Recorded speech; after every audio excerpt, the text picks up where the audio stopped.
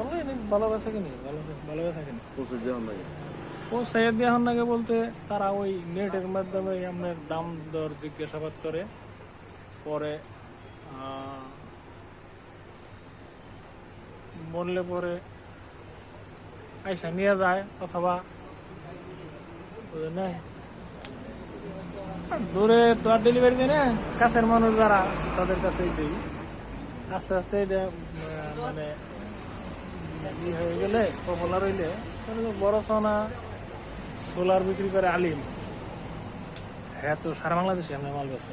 বড় সোনা বই থেকে, বড় সোনা বই থেকে হ্যাঁ সারা বাংলাদেশে মাল বেছে।